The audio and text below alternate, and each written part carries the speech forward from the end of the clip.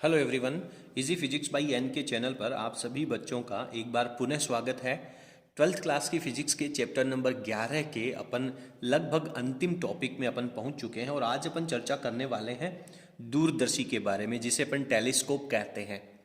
देखिए, सबसे पहली बात कि सर दूरदर्शी क्या काम आता है। आप लोगों ने दूरबीन का नाम सुना है।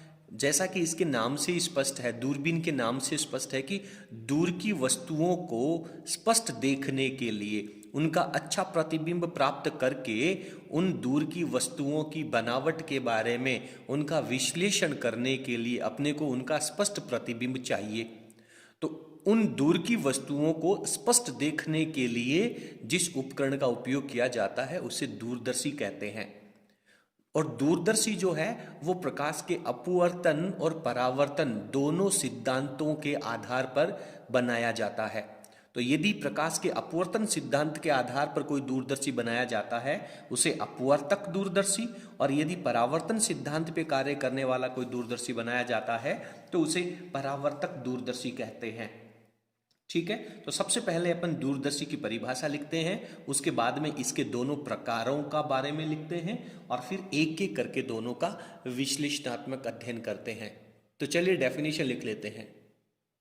तो यहां पर अपन ने इसकी परिभाषा लिखी है कि दूर स्थित वस्तुओं को स्पष्ट देखने के लिए दूरदर्शी का उपयोग किया जाता है। और मुख्य रूप से दूरदर्शी हैं वो दो तरह के होते हैं, जिनमें सबसे पहला प्रकार होता है वो है आपका अपवर्ती दूरदर्शी, रिफ्रैक्टिंग टेलीस्कोप।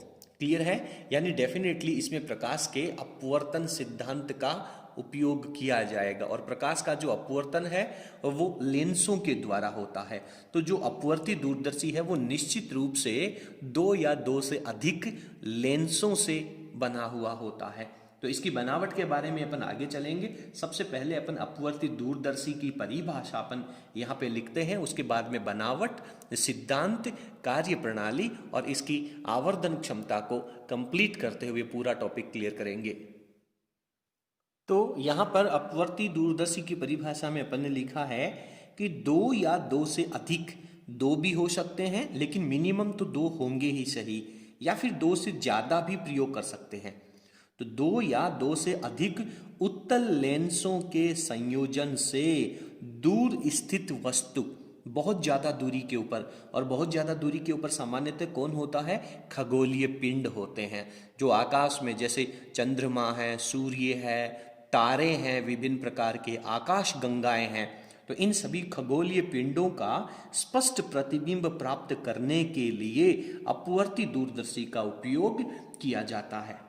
क्लियर है। चलिए सबसे पहले अपन बात करते हैं इसकी बनावट के बारे में, इसकी रचना के बारे में डायग्राम से समझते हैं। आप स्क्रीन को पॉज करके दोनों डेफिनेशन लिख लीजिए, आगे चलते हैं।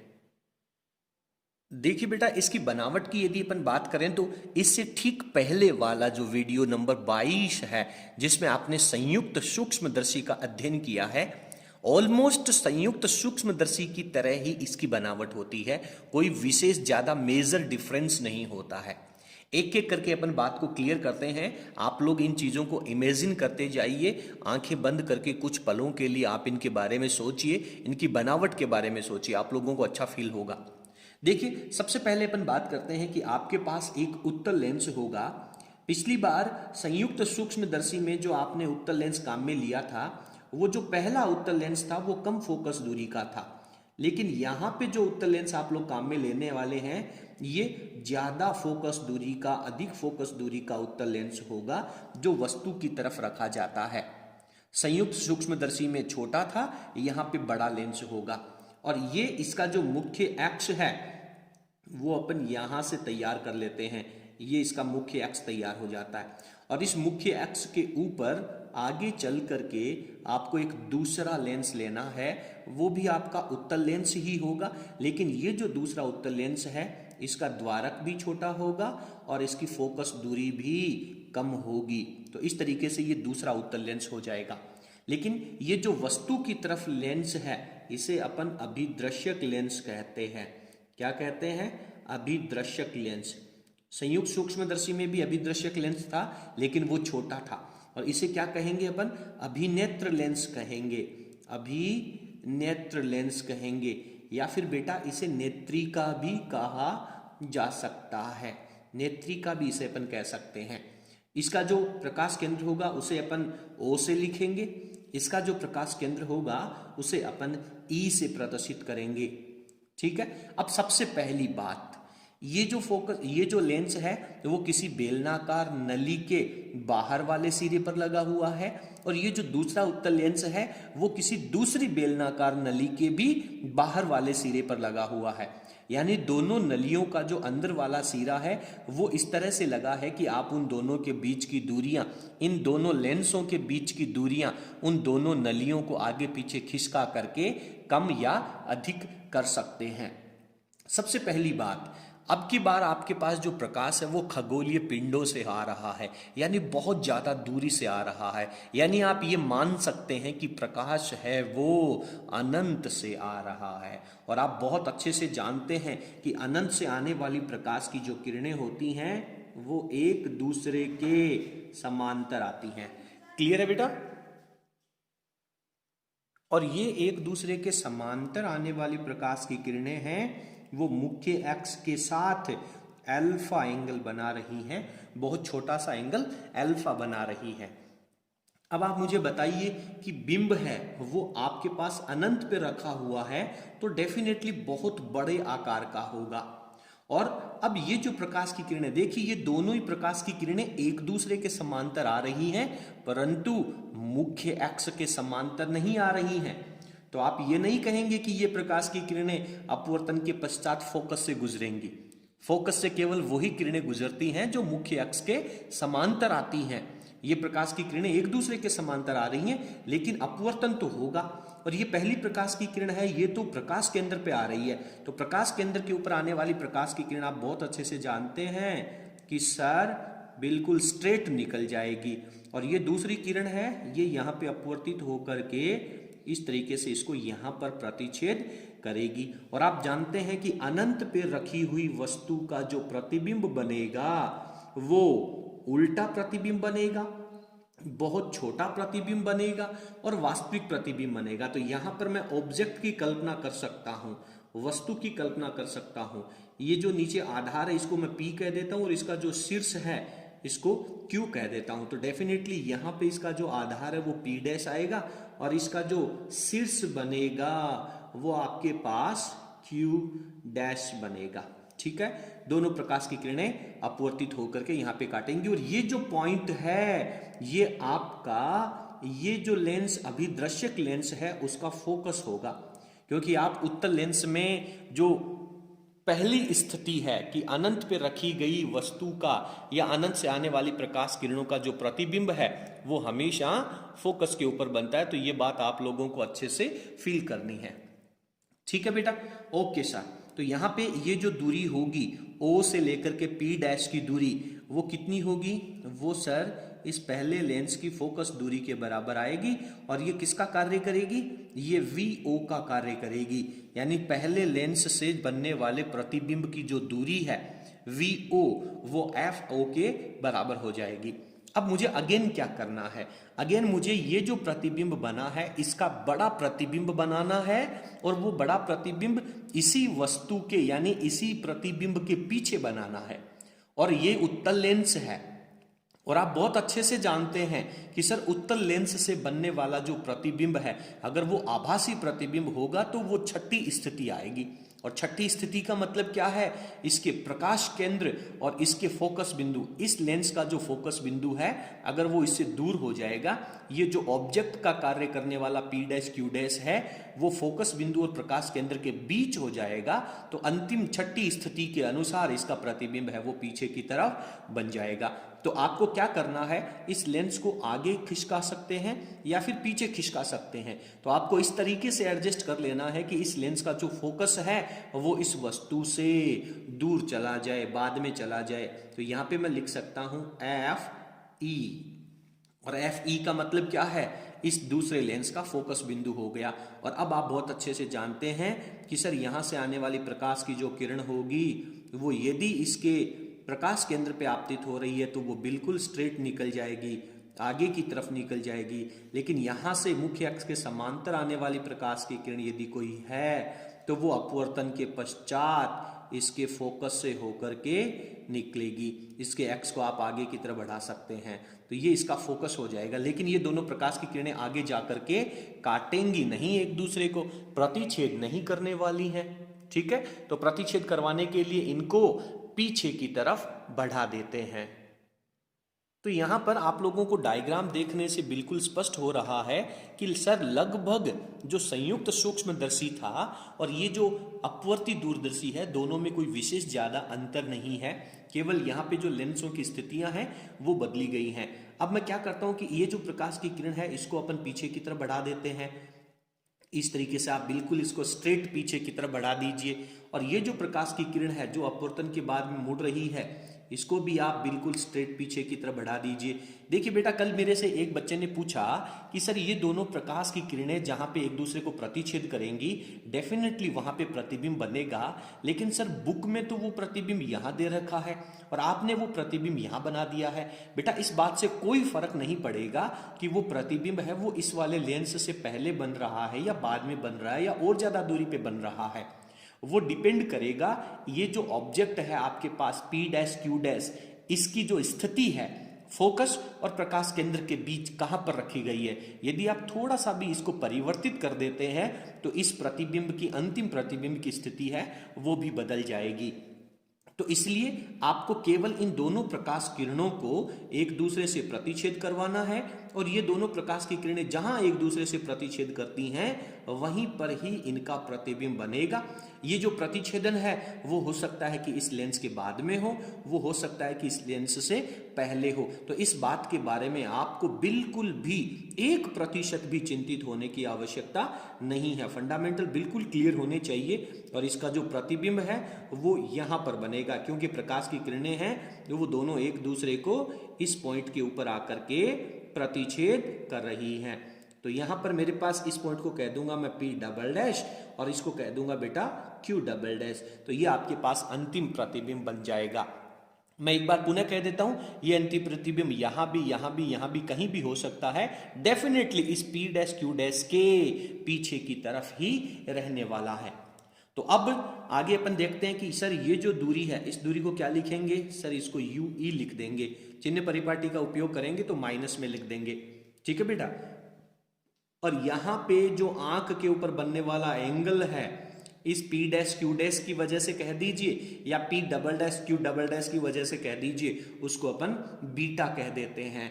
और यहां पर अपने को अपनी आंख की जो स्थिति है वो रख लेनी है।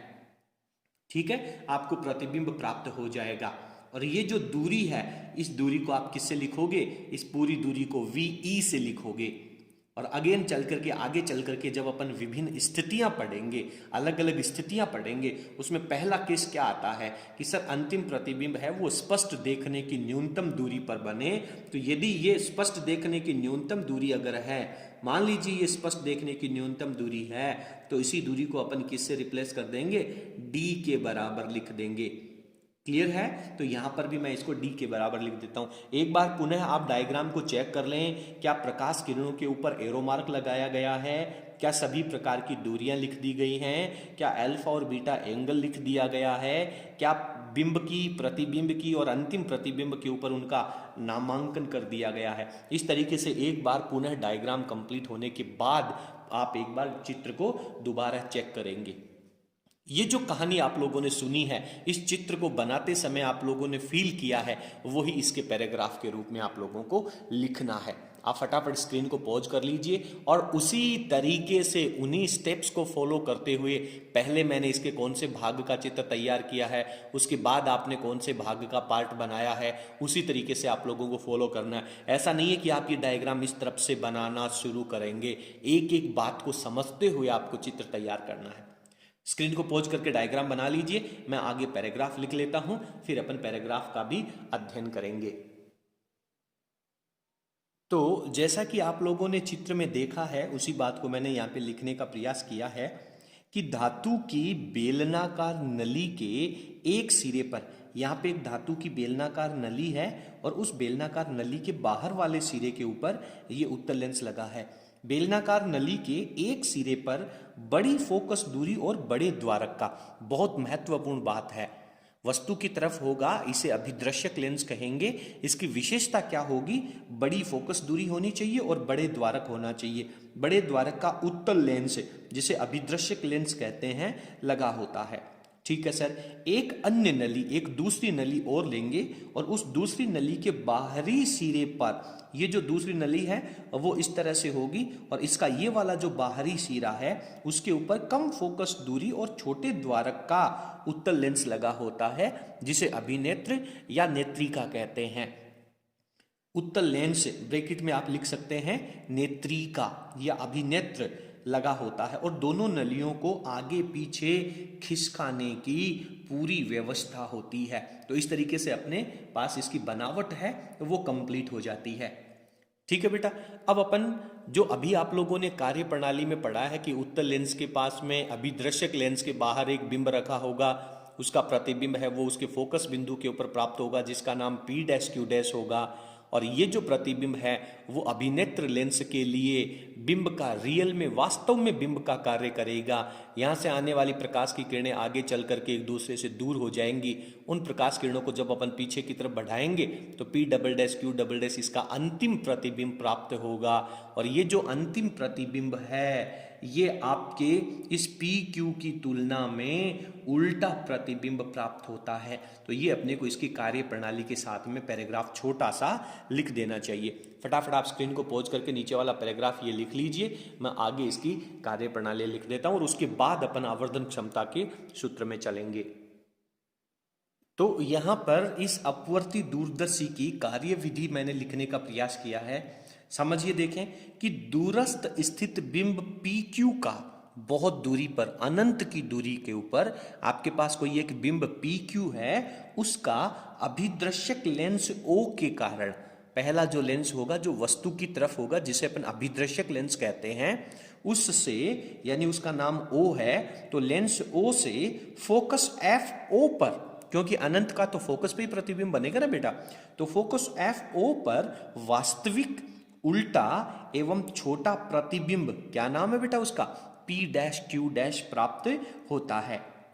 और ये जो प्रतिबिंब है जो P''Q' आपके पास आया है, यह प्रतिबिंब लेंस, अभिनेत्र लेंस, कौन से लेंस के लिए, अभिनेत्र लेंस के लिए बिंब का कार्य करता है। ये जो प्रतिबिंब आपके पास P''Q' आया है वो अभिनेत्र लेंस के लिए, अभिनेत्र लेंस E के लिए, यहां पे मैं E लिख देता हूं, अभिनेत्र लेंस E के लिए बिंब का कार्य करता है। और अब क्या करना है, बिंब के लिए कार्य तो करेगा, ठीक है, लेकिन आपको क्या करना है कि अभिनेत्र लेंस को आगे पीछे खिसका करके कुछ इस तरह से समायोजित करना है कि इसे, किसको, P''Q' को फोकस और प्रकाश केंद्र के मध्य रख दिया जाए।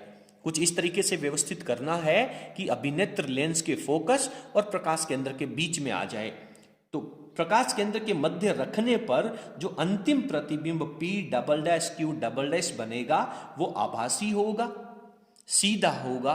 किसके साथ सीधा होगा, P''Q' की तुलना में सीधा होगा एवं बड़ा प्राप्त होता है। परंतु जो मूल बिंब था आपका, सबसे पहला बिंब PQ था, चित्र में देखिए आपके पास PQ मुख्य अक्ष से ऊपर की तरफ है और P''Q' मुख्य अक्ष से नीचे की तरफ है, तो डेफिनेटली PQ के सापेक्ष उल्टा प्रतिबिंब प्राप्त होता है। कई बार बोर्ड परीक्षा में 1 नंबर का छोटा अंक पूछा जाता है कि अपवर्ती दूरदर्शी में बनने वाला अंतिम प्रतिबिंब जो है वो बिंब की अपेक्षा कैसा बनेगा, आभासी बनेगा, उल्टा बनेगा और बड़ा बनेगा। लेकिन अंतिम प्रतिबिंब की आकार की तुलना करेंगे तो बिंब की तुलना में तो छोटा ही आएगा। बात क्लियर है? क्योंकि आज दिन तक बेटा कंफ्यूजन की स्थिति इसलिए आती है कि आज दिन तक आप लोगों ने हमेशा एक बात याद कर रखी है कि आभासी प्रतिबिंब हमेशा सीधे होते हैं। डेफिनेटली आभासी प्रतिबिंब सीधे होते हैं, लेकिन यह आभासी प्रतिबिंब PQ की तुलना में उल्टा होगा। इसलिए यह एक विशेष स्थिति है, इसको आपको बहुत अच्छे से याद रखना है। फटाफट स्क्रीन को पॉज करके नोट्स लिख लीजिए, आगे चलते हैं। अब अपन बात करने वाले हैं इसकी आवर्धन क्षमता की। और आवर्धन क्षमता पे जाने से पहले मैं आप लोगों को बता दूं कि इसके लिए अपने को पुनः एक बार डायग्राम में चलना पड़ेगा। तो पहले अपन एक बार इसके चित्र में चलते हैं, उसके बाद में अपन आवर्धन क्षमता पे आएंगे। पहले इसको समझते हैं। देखिए बेटा, आपको एक बात क्लियर है कि सर आवर्धन क्षमता का मतलब होता है बीटा अपॉन अल्फा। बीटा क्या होगा? लेंस के द्वारा आंख पे बनने वाला दर्शन कोण। अल्फा क्या होगा? बिना किसी लेंस के आंख पे बनने वाला दर्शन कोण। देखिए यहां पे जो एंगल बनेगा वो आपका अल्फा है, क्योंकि अनंत पे वस्तु है तो वो डी दूरी पे तो आ नहीं सकती, वो तो अनंत पे ही रहेगी।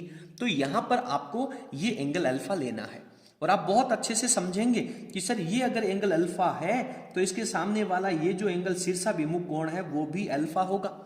ठीक है, तो अगर इस त्रिभुज की मैं बात करूं O P dash Q dash की, तो यहां से अल्फा की वैल्यू आपके पास क्या आ जाएगी? यहां पे मैं लिख दूं क्या? पहले नहीं लिखना आप लोगों को, मैं रफ कॉपी का प्रयोग करना चाहता हूं। चलिए मैं आपको रफ पेज पे लिख के बता देता हूं। तो यहां पर मेरे को सबसे पहले आप समझ पा रहे हैं कि सर अपने को टेन अल्फा की वैल्यू लिखनी होगी। तो यहां से मुझे बता दीजिए कि टेन अल्फा के बराबर में क्या लिखना होगा। सर टेन अल्फा के बराबर में अपन लिख सकते हैं लंब बटे आधार। तो लंब की वैल्यू हो जाएगी sir P dash Q dash, और आधार की वैल्यू क्या हो जाएगी? ये वाला त्रिभुज ही तो लिया है ओ पी डैश। क्या हो जाएगा बेटा? ओ पी डैश। ओके, अब अपने को तो m के बराबर में बीटा अपॉन अल्फा चाहिए ना। तो अपन कह देंगे कि अल्फा की वैल्यू बहुत कम है, तो ये टेन अल्फा के बराबर ही मान लेंगे। तो इसको मैं लिख देता हूं tan beta upon tan alpha. तो अब अपने को टेन बीटा और चाहिए, तो बीटा एंगल ये दे रखा है। और जैसा कि आप जानते हैं कि हमेशा अपन ये जो बीटा एंगल है वो दो तरह से ले सकते हैं। एक तो P डैश क्यू डैश को लंब मान करके, और एक P double dash Q double dash को लंब मान करके। लेकिन सामान्यतः अपन P डैश क्यू डैश को ही लंब मान करके सोल्व करेंगे। तो यहां पे आपके पास टेन बीटा की वैल्यू आ जाएगी sir P dash Q dash लंब हो जाएगा, और ई पी डैश आधार हो जाएगा। ई पी डैश आधार हो जाएगा। तो फटाफट वैल्यू रख दीजिए। तो m के बराबर में ये हो गया sir P dash Q dash upon E P dash, और इसको जब बटा में लिखूंगा तो गुणा में चला जाएगा। तो ये P डैश क्यू डैश बटा में आ गया, और ओ पी डैश ऊपर आ गया। P डैश क्यू डैश ने इसको काट दिया। ओ पी डैश क्या है? सर ओ पी डैश जो दूरी है वो एफ ओ है, और बेटा एफ ओ तो पॉजिटिव डिस्टेंस होंगी ना। ओके सर, नीचे क्या है? E P dash. E P dash ये दूरी किसके बराबर है? सर यू ई के बराबर है, लेकिन चिन्ह परिपाटी का अगर उपयोग करेंगे तो माइनस यू ई लिखना होगा। तो इसको मैं माइनस यू ई लिख देता हूं। तो ये आपके पास आवर्धन क्षमता का सूत्र आ जाता है। सिंपल इसी तरीके से अपन इसको सॉल्व करने वाले हैं। तो फटाफट अपन आगे चलेंगे और आवर्धन क्षमता के फॉर्मेट में जगह पे अपन यही कहानी है उसको अच्छे से क्लियर कर लेते हैं। तो यहां पर अपने को आवर्धन क्षमता में बेटा बिना किसी विशेष भूमिका के डायरेक्ट लिखना चाहिए कि सर m बराबर होता है बीटा अपॉन अल्फा, और इसको अपन लिख सकते हैं sir tan beta upon tan alpha, और ब्रैकेट में लिख दीजिए यदि एंगल अल्फा और बीटा क्या हो? अल्प हो। यदि एंगल अल्फा और बीटा अल्प हैं तो इनको अपन टेन अल्फा और टेन बीटा की वैल्यू के बराबर लिख सकते हैं। ठीक है सर, अब पहले टेन बीटा की वैल्यू बता दीजिए सर। तो टेन बीटा में अभी आपने पढ़ा है, एक बार पुनः रिवीजन हो जाएगा। डायग्राम में जाकर के देखो, टेन बीटा के बराबर में हो जाएगा sir P dash Q dash upon P dash ई होगा सर। ओके, और अब आप टेन अल्फा की वैल्यू लिख लीजिए। तो सर टेन अल्फा में तो अपने को दूसरा त्रिभुज लेना है, तो P dash Q dash upon P dash O लिख सकते हैं। आप ओ को पहले लिखें या बाद में लिखें, ई को पहले लिखें या पी डैश के बाद में लिखें, कोई फर्क नहीं पड़ता है। तो अब अपने को एम की वैल्यू लिखनी है, तो टेन बीटा के बराबर में लिखो, ये वैल्यू है, लिख दीजिए P dash Q dash upon P dash ई होगा, और ये वैल्यू अल्फा की बटा में जाएगी तो इसको गुणा में ले आता हूं मैं। तो P dash Q dash upon P dash O आ जाएगा, ये इसको कैंसिल आउट कर देगा, और फाइनली आपके पास m की जो वैल्यू बचेगी वो P dash O upon P dash E रहने वाली है। अगेन लिख दीजिए, चूंकि सर पी डैश ओ जो है वो आपके पास एफ ओ के बराबर है, पी डैश ओ किसके बराबर है, एफ ओ के बराबर है, लेकिन सर पी डैश ई जो है वो माइनस यू ई के बराबर है चिन्ह परिपाटी का जब अपन उपयोग करेंगे तो। और अब आप ये वैल्यू रखेंगे तो आपके पास फाइनली एम की जो वैल्यू आएगी वो आ जाएगी sir F O upon minus U E. तो इसको मैं क्या लिख सकता हूं, इसको लिख सकता हूं m बराबर माइनस, चाहे अंश में लिखो या हर में लिखो, एक जगह लिखना होता है। क्लियर है ना मेरी बात? आप इसको अंश और हर को माइनस से मल्टीप्लाई कर दो ना बेटा, तो माइनस का एफ ओ ऊपर चला जाएगा और यू ई है वो आपके पास प्लस का हो जाएगा। तो अपवर्ती दूरदर्शी के लिए आवर्धन क्षमता की यदि अपन बात करें तो बहुत सिंपल सा फॉर्मूला आ जाता है, minus F O upon U E. Clear है? और इस केस के लिए यदि मैं आप लोगों से कहूं कि सर इस केस के लिए आपके पास जो लंबाई है किसकी, नली की लंबाई, वो कितनी आएगी बताइए बेटा? नली की लंबाई एल से रिप्रेजेंट कर देते हैं, किसके बराबर आएगी सर? पहला जो प्रतिबिंब बनेगा वो तो एफ ओ दूरी पर बनेगा, क्योंकि अनंत के ऊपर यदि बिंब रखा है तो एफ ओ दूरी पे ही बनेगा।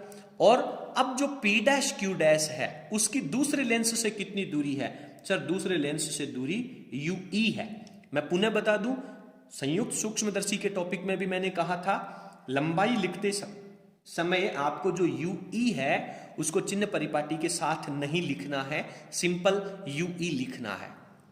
क्लियर है? पिछला वीडियो देखेंगे तो आपको सारी कहानी क्लियर हो जाएगी। आप फटाफट स्क्रीन को पॉज करके और यहां तक पहुंच जाइए। इसके बाद अपन आगे के जो दो इसकी विशेष स्थितियां हैं, विशेष परिस्थितियां हैं, उनको अपन और कंप्लीट कर लेते हैं।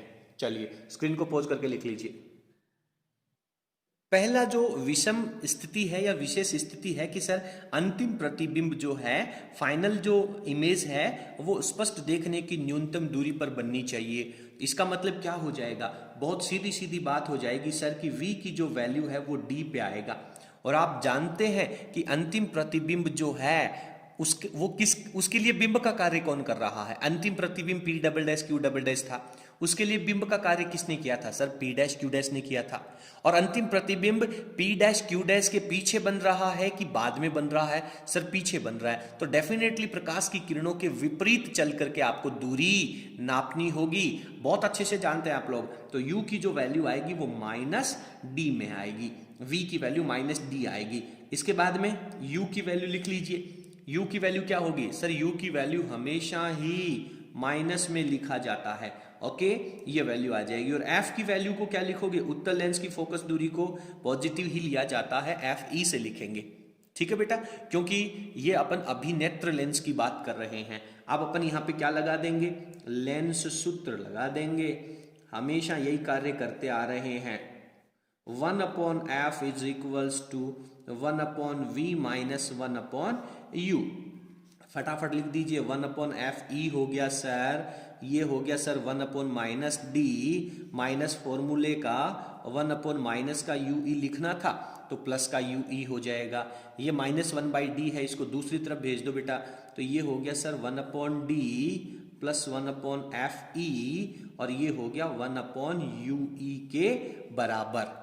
क्लियर है? अब आप एक काम कीजिए, मुझे minus F O upon U E अगर मिल जाए तो उसको मैं m लिख सकता हूं। तो यहां पे मेरे को यू ई तो बटा में मिल गया, ऊपर में माइनस एफ और मिलना है। तो इसको क्या करूंगा मैं? पूरी इक्वेशन को माइनस एफ ओ से मल्टीप्लाई कर देता हूं, माइनस एफ ओ से मल्टीप्लाई कर देता हूं। तो जैसे ही मैं माइनस एफ ओ से इसे मल्टीप्लाई करूंगा तो आपके पास क्या वैल्यू आ जाएगी? किससे मल्टीप्लाई करना है? माइनस के एफ ओ से मल्टीप्लाई करना है।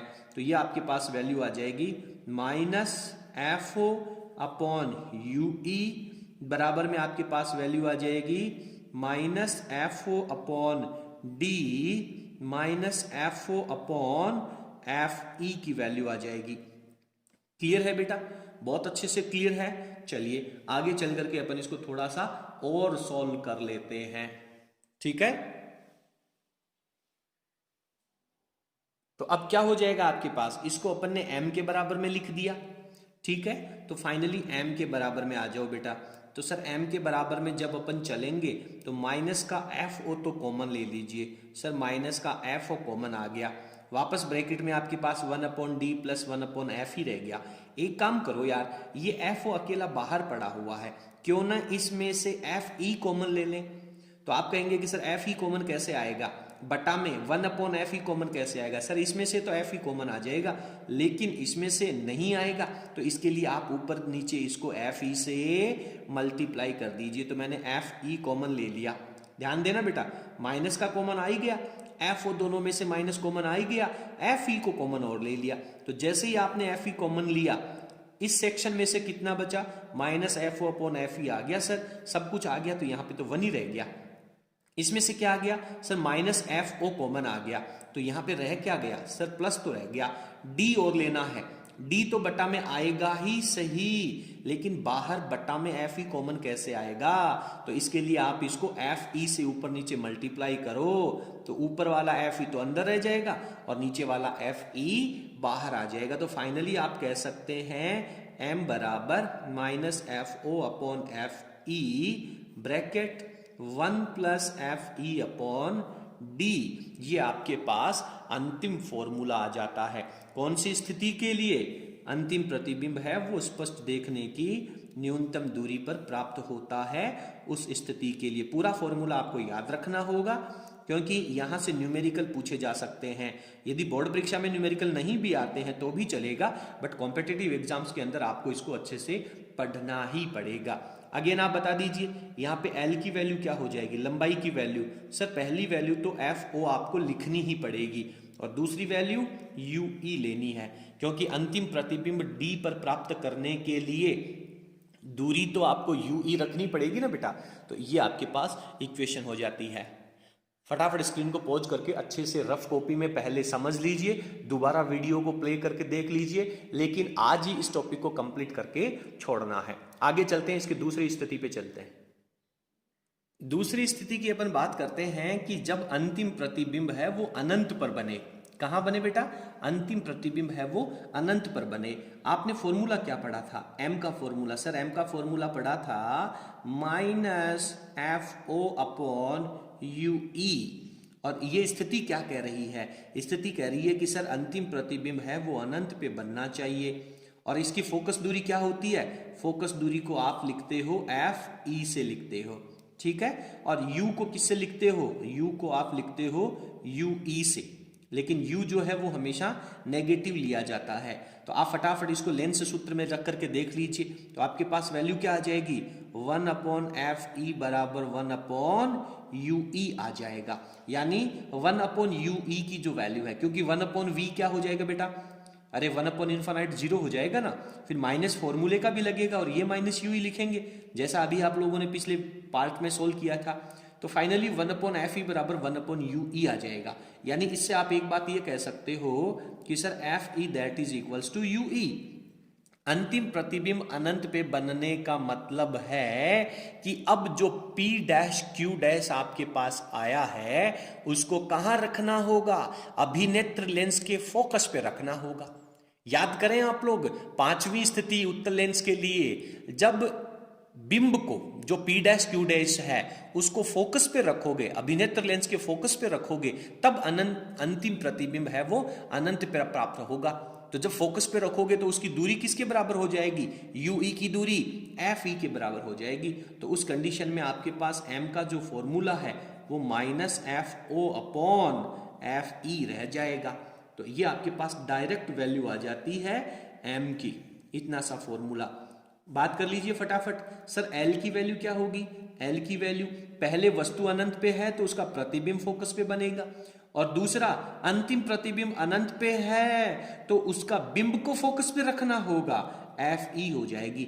यानी इस केस में दोनों लेंसों की फोकस दूरियों के योग के बराबर दोनों नलियों की लंबाई बराबर रह जाएगी, इन दोनों के योग के बराबर रह जाएगी। क्लियर है, बहुत इजी है। चलिए फटाफट इसको आप लिख लीजिए। एक बात मैं और बताना चाहूंगा, यहां पर परीक्षा में जनरली एक प्रश्न ये भी आता है कि इस अंतिम परिस्थिति के लिए चित्र बनाइए बेटा। ये जो अंतिम स्थिति आप लोग यहाँ पे बना रहे हैं, इसके लिए डायग्राम बनाइए। तो बहुत इजी सा है, ज्यादा कुछ लिखने की आवश्यकता नहीं है। आप फटाफट सबसे पहले आप लोग क्या बनाएंगे, एक उत्तल लेंस बनाएंगे। ये कौन सा उत्तल लेंस है, ये अभिदृश्यक उत्तल लेंस है। इसके बाद में इसका मुख्य अक्ष बनाएंगे। ओके सर, यहां से प्रकाश की किरणें आने दीजिए। ठीक है, प्रकाश की किरणों को आने दीजिए। तो अब अपन क्या करेंगे, अनंत से प्रकाश की किरणों को आने देते हैं। ये अनंत से प्रकाश की किरणें आ रही हैं बेटा। आप चाहें तो यहां पर 3 प्रकाश की किरणों को भी आपतित करवा सकते हैं। ये तीनों प्रकाश की किरणें एक दूसरे के समांतर आएंगी। ये पहली प्रकाश की किरण है, ये तो बिल्कुल स्ट्रेट निकल जाएगी, और दूसरी प्रकाश की किरण है वो मुड़ करके इसको आगे चल करके प्रतिच्छेद करेगी, और ये तीसरी प्रकाश की किरण भी प्रतिच्छेद करेगी। तो कहने का मतलब ये इसका फोकस बिंदु होगा जहां पे इसका प्रतिबिंब प्राप्त हो रहा है। इसको कह देते हैं अपन P डैश Q डैश। ये किसका फोकस होगा, इस पहले लेंस का फोकस होगा, अभिदृश्यक लेंस का FO होगा। ठीक है, और आपको अंतिम प्रतिबिंब जो है वो अनंत पे प्राप्त करना है। तो आप इस दूसरे लेंस को आगे या पीछे खिसका करके कुछ ऐसा कर लो कि उसका फोकस बिंदु भी यहीं आ जाए, और जैसे ही उसका फोकस बिंदु यहां आएगा, ये उत्तल लेंस आप यहां लगा दीजिए।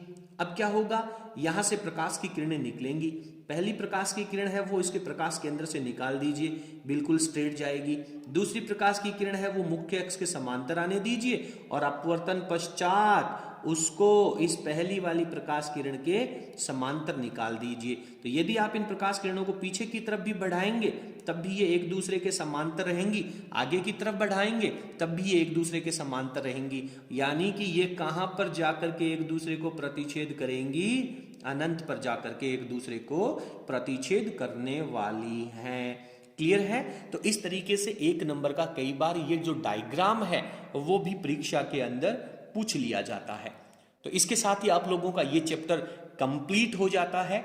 इसके बाद में आप अगले वीडियो में बात करेंगे कि अभी ये जो आपका अपवर्ती दूरदर्शी है, इसके बाद में परावर्ती दूरदर्शी पढ़ेंगे। परावर्ती दूरदर्शी है वो अपवर्ती दूरदर्शी की अपेक्षा ज्यादा बढ़िया है, ज्यादा अच्छा है। हाँ, 1 नंबर का इसमें से छोटा प्रश्न रह गया कि अभिनेत्र लेंस और अभिदृश्यक लेंस की विशेषताएं क्या होनी चाहिए। तो आप लोगों को मैं बता देता हूं, यहीं पर नोट के फॉर्मेट में छोटा सा लिख देता हूं कि जो अभिनेत्र लेंस है, पहले अभिदृश्यक की बात कर लें, बाहर वाले की, अभिदृश्यक लेंस, इसकी जो फोकस दूरी है FO ये बड़ी होनी चाहिए। इसका जो द्वारक है वो भी बड़ा होना चाहिए। दूसरी बात करते हैं किसकी बेटा, अभिनेत्र लेंस की। तो अभिनेत्र लेंस की जो फोकस दूरी होगी उसको अपन FE से लिखेंगे।